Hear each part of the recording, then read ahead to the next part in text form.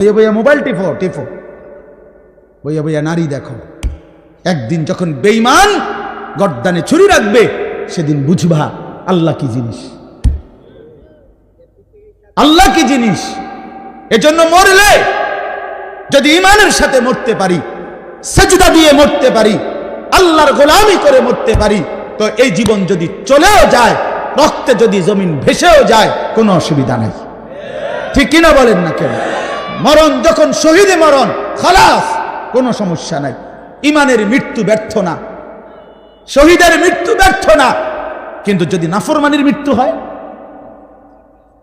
যদি বেনামাজি মৃত্যু হয়, যদি শরীর নাপাক, প্যান্ট নাপাক, নারী দেখতে দেখতে, উলঙ্গ ছবি দেখতে দেখতে, তো এই অবস্থায় যদি তোর মরণ হয় বেটা, কি হবে তোমার?